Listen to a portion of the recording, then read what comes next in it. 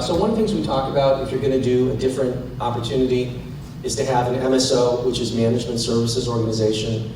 It's an old term, MSOs, they've been around, but the point is there's a vehicle, there's a way, there's a structure where you separate the medical from the clinical. I'm sorry, the medical and the clinical from the administrative and the business. And you make it really clear. And we document that in an MSO agreement.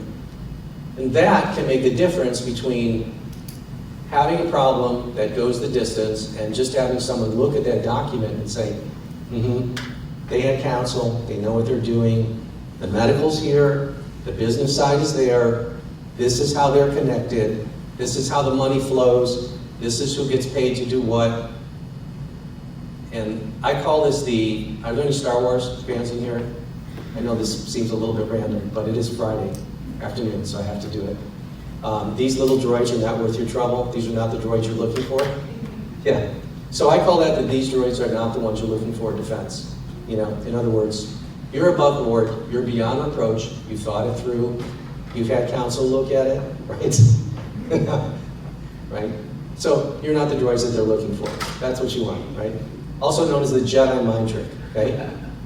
Seriously, Google Jedi mind trick after this talk, it will resonate. So the MSO structure is helpful with that. And flow of payments, you know, there's some very common operational dilemmas here, like Jane at the front desk swipes the credit card and where does the money go? And, you know, if the money goes to the business first and then goes to the doctor second, that can have the appearance of a kickback or fee splitting because it's as if the business is hiring the physician.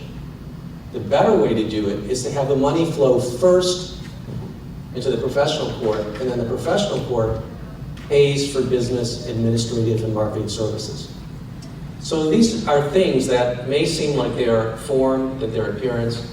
They can become extremely important because regulators will look at the whole picture. They're going to look at the totality, and they're looking for violations. So the more you can make it clean, the better it will go. And that's why, again, we talk about legal strategy. Again, it's about being strategic. It's about being thoughtful.